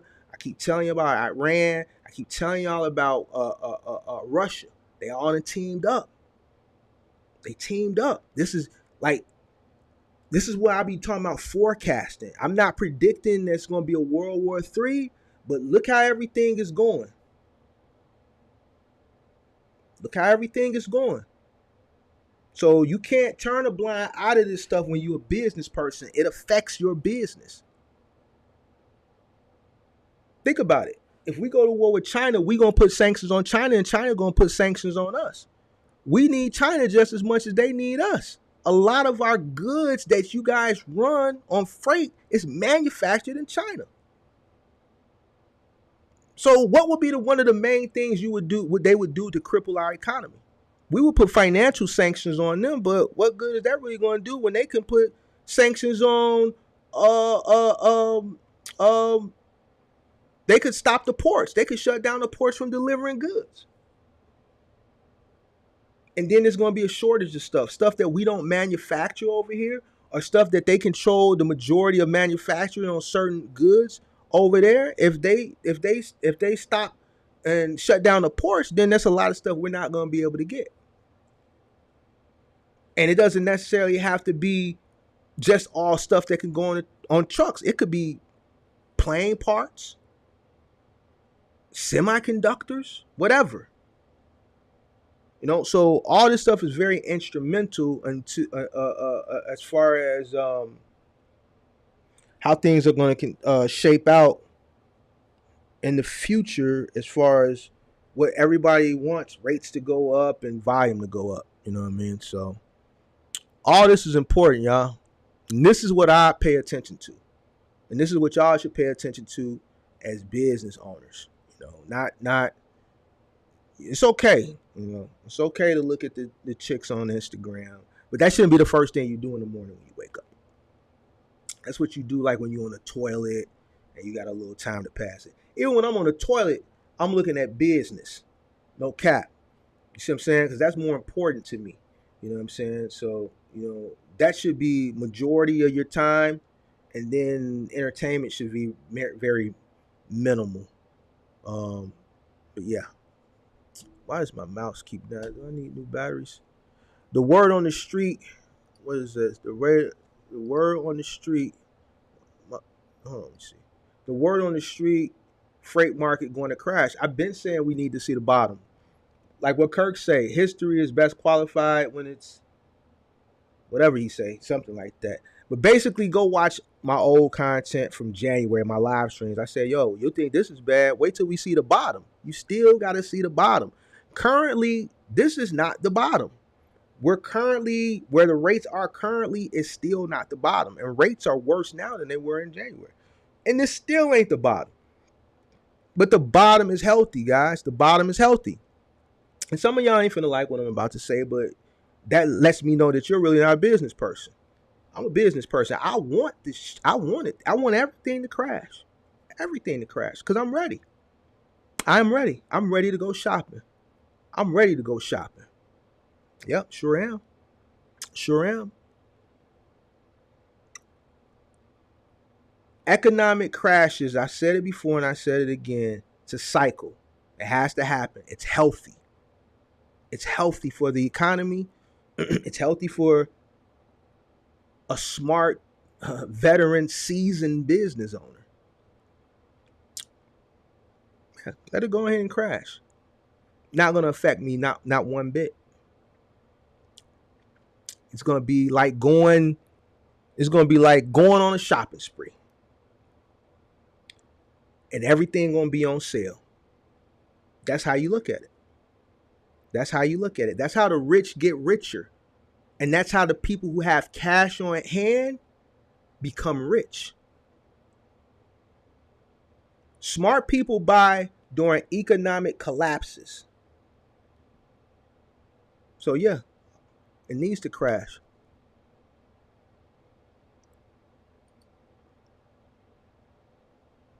Where do you get your business from for moving company?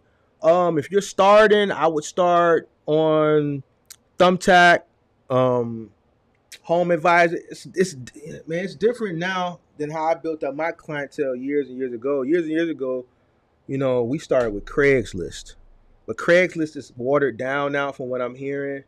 A lot of scams and stuff, but you can put some ads up on Craigslist and see what comes. So I would say Craigslist.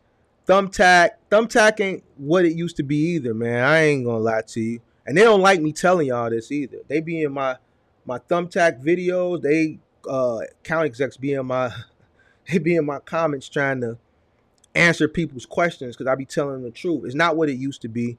I'm not saying that in a bad way, but what they're doing now, I've seen it before. It's just giving me signs that they're trying to go public. So they're trying to, that they can't operate at a loss. They have to show profit in order to go public. So a lot of the tactics and things that they're using now are just giving me, we're trying to go public vibes. So hot, increasing the rates. I, some leads seem like they're kind of like ghost leads, fake leads. It's just some funny stuff going on. But there are some good leads on there.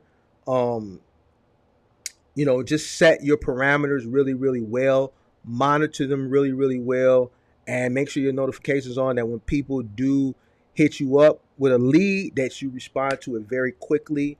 As far as already have you a template of your response already made, so you ain't have to type it out. You could just go on that template, hit that little button in the app, and it'll automatically generate that, and then you send that to them, and then follow up with that immediately with a phone call, because really it's a race to whoever contacts the customer first. The customer is serious about booking a move. Whoever really calls them first, they'll book, especially in prime moving season where they know that you know there's a lack of availability amongst moving companies, and if you call them first, 9 times out of 10 they'll book with you. Right.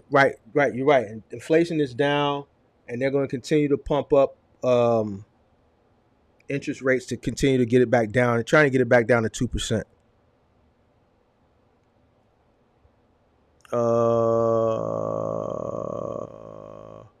Current rate for box trucks and what lane? You gotta be more specific. What are you talking about? Current rate for box trucks to buy, current rate for box trucks spot market, current rate for final mile.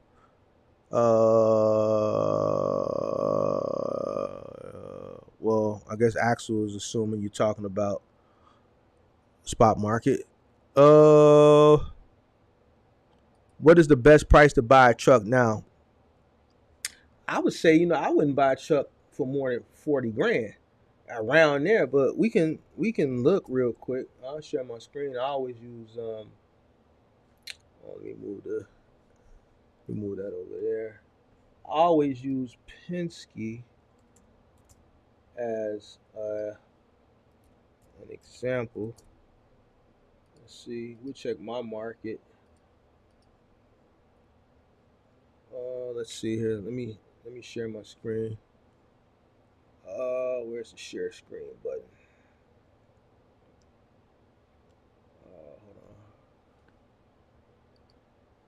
Hold on. We're gonna go. We want to share screen. Hold on.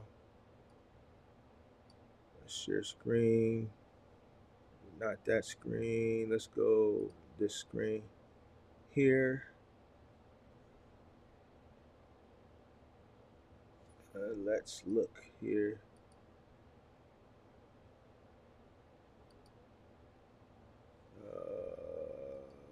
Let's see. All right. Let me change this to mileage. Let's look at the price, lowest price. All right, so here goes some trucks. Here goes some trucks. Let me move this comment out the way. And let me blow this up. There we go. All right, so these are some trucks. They got a 2009 GMC. See, now I would buy this. If this truck is good for like some local work, I'll go ahead and get him. Let's see if he got a lift gate. No, I ain't got no gate. If I was trying to start like a little moving company, I would go get this truck. Well, it ain't got no ramp either. But you can always get a ramp. You got low mileage. It's a level 3, so I don't know. But if you know you don't have access to a good mechanic, let me do a disclaimer, because a lot of people, I see other content creators and stuff say, people tell you go get these bogus trucks. Listen, if you're not in a market where you don't have access to resources or you don't have the capital to buy a truck like that, right, and get it to where it needs to be, then don't do it. All right, I got a mechanic that I've been working with at a diesel mechanic shop I've been working with over 10 years. I know the work they do, I know the prices, and I have the capital.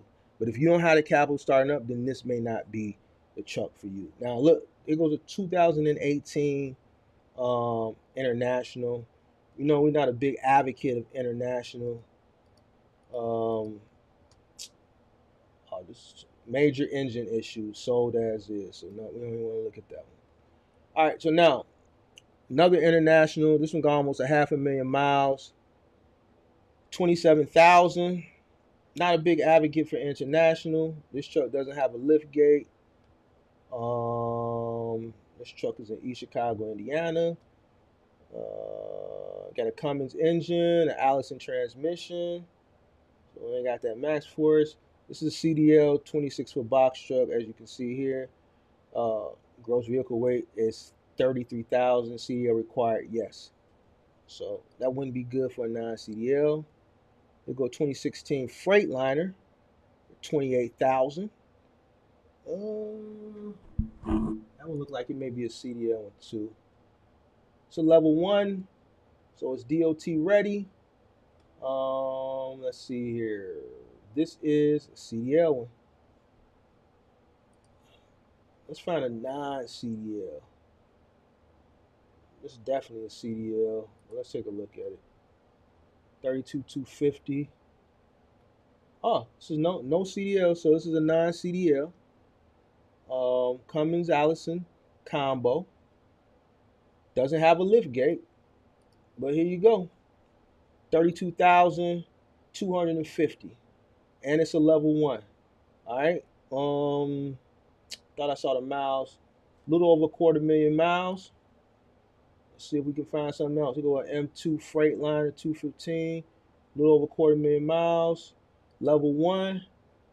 Going for 35,000. Wow. This is a CDL. See, them CDL trucks is cheap. Let's see if we can find one more non-CDL. Let's look at this. Yeah, this is a non-CDL Hino. 242,000.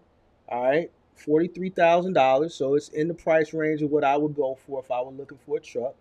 It's a non-CDL. You can tell it's a non-CDL by it's a 268. 338 a CDL. Sure, this has a lift gate. Got a lift gate. Looks pretty clean. Looks clean. Where's this truck at? This truck is up in Wisconsin. Come on, man. My mouse down on me. I gotta switch the batteries on my mouse. Hold on, y'all. All right, there we go. All right, let's check it out. All right, so Hino. Obviously, like I told y'all, it's 9 CDL. This one 43,000. So that's around the price range I would go for. 43,000. Hino's a good truck. Here is a 2016 Freightliner for 36, another one for 38. So that's the going rate. That's the going rate, guys. That's the going rate right now for a box truck. Those are the going rates. That's how I judge what the going rates are by Penske. Uh, Axel says we need a war. Sacha says this was Muammar Gaddafi's dream. This was his blueprint. I don't think we need a war. I think we need, war is never good. A healthy crash in the market is good. War is not good. I don't know why you even say that. Like, war is not good. And I'm going to tell you why war is not good. Because it puts fear in people, right? And not only does it put fear in people, people send their kids off to die for stupid bullshit. That's why war is not good. Forget all the politics, forget all the extra stuff, the bullshit. Most wars are for personal agendas for the powers that be. And there's a lot of people fighting in these wars that don't really know the real reason they're in this country or this country, and this guy got his leg blew off and this guy got his arm blew off, and they're shipping people's bodies back to the US in pine boxes. That's why war isn't good. You know what I'm saying? Nobody wants to send their kids off not knowing if they're going to come back for personal. Uh, uh, uh, Most of the wars that we had were because of the people who were in control were going to war for personal agendas. So to me, war is not good. Period. I don't care what unless somebody come over here and get to messing with us and like 9/11, then you know what? Okay. But like some of the wars that we fought, even 9/11, even 9/11, there was personal stuff involved. There's a reason why what happened to those buildings happened. You know what I'm saying? And that was going back, to Daddy Bush. Daddy Bush and his business dealings over there. So, if you know, you know. If you know, you know. So no, I can't agree with that, Axel. Like I don't think war is good unless it's necessary. A lot of wars are just, to me, I deem them unnecessary. Nothing is good about sending a 18-year-old who just enlisted into the armed forces, off to die. I don't agree with that. You know. So I said this is America's fault for being greedy. War definitely equals money, but whatever. America does not want to pay the workers here for manufacturing. They want cheap labor in other countries. Yeah, definitely want cheap labor in other countries. Any food service opportunities for box trucks similar to Cisco or U.S. Foods? None that I know of. None that I know of. None that I know of. And I talked about this before. You see a lot of the food service contracts go to the big trucking companies, and there's a reason behind that, and I talked about it in a previous live some months ago. What's the best price to buy a box truck now, like a 2015 Freightliner? Shoot, I just showed you. Damn, why does my mouse keep? I gotta switch the batteries on my mouse. Hold on, y'all. Let me switch the batteries. Oh, skip it back. These are the best price. These are the going prices. I think this one is a non-CDL. Hold on. Yeah, non-CDL. So you're looking at this one 36,000, but it don't got a lift gate. So you're not gonna get a lift gate for no Freightliner under 30,000, under 40,000. Does this one got a gate? Nope. This one a non-CDL. Let me see the first Freightliner with a gate. Not going for that one. It's international. 2017 Freightliner 45. CDL required, no. All right, so here's a 2017 with a 250,000 miles, 45.5. So you're actually looking at a Hino with 8,000 less miles. You're saving about 2 grand. Saving about 2 grand, about $2,250 you're saving on this one. So that's the going rate. That's the going rate. History is best qualified when it's documented. There you go. A lot of stuff going to be on sale starting in July. Yeah, I think we're gonna definitely. There's gonna be a correction. You call it crash. I'm gonna call it a correction. I can't spot when it's gonna be, but it's definitely gonna be a correction. Bro, definitely got it out the mud. Spot market. Fat and Furious, appreciate you. Wire 9 CDL. I always wondered that. Wire 9. You mean why are CDL trucks cheaper? CDL trucks are cheaper because it's harder to sell them. Because uh, most CDL card holders normally are in a semi truck. When they're on shopping, they're shopping for a semi. They're not shopping for a box truck. So it's harder to move. It's harder to sell CDL box trucks. That's why they're priced appropriately to sell. CDL box trucks are priced to sell. They're priced to sell, not priced to sit. Because they know people with CDL, they looking to buy a semi, not a box. So CDL box trucks are automatically priced to sell. So there you have it.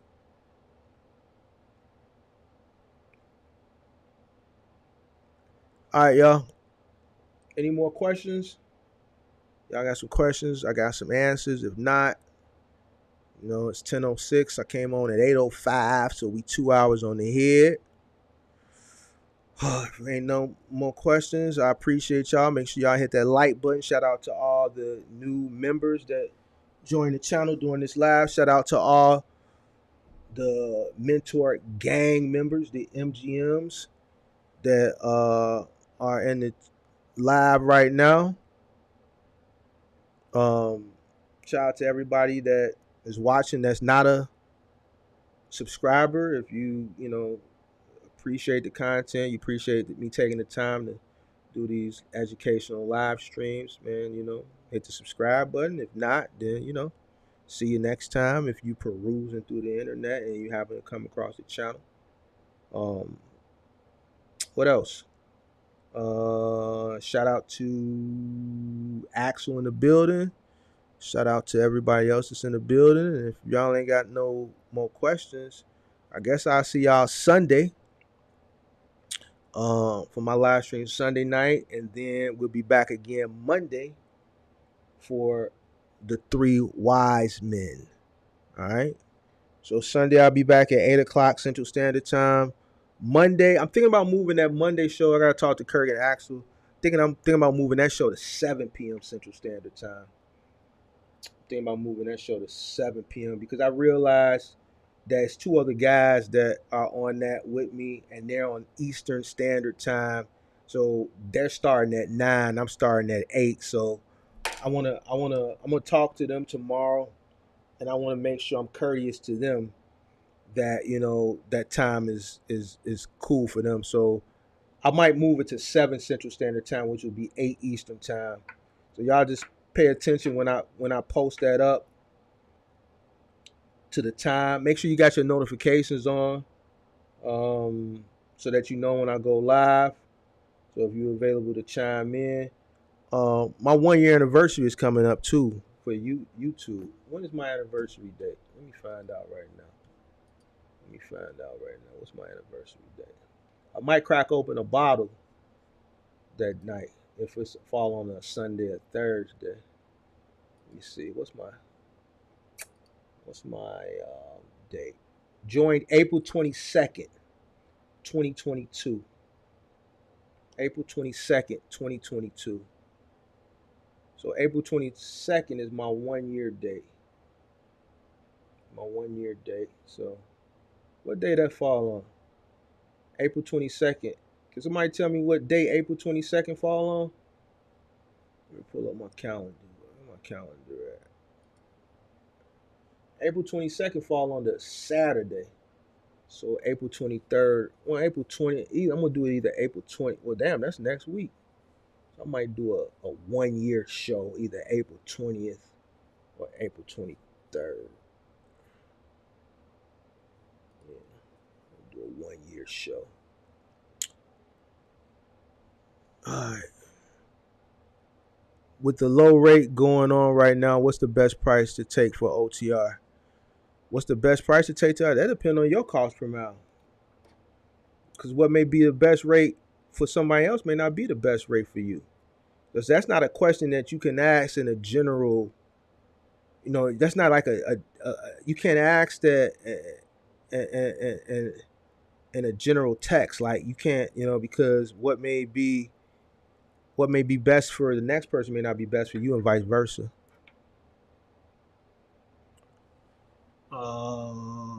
Yeah. So yeah, next week my 1 year, so I'm gonna do something. Might bust a bottle open or something. I don't know, man. Shoot. But yeah. So man, I appreciate y'all for tuning in. I'm gonna get out of here, man. I'm gonna make some phone calls, man, and cake it on the phone for about 15, 20 minutes. Watch Power until I fall asleep. Then I'm gonna get up in the morning and do what I need to do. And until then, guys, I appreciate y'all. As always, see y'all Sunday. I'm out.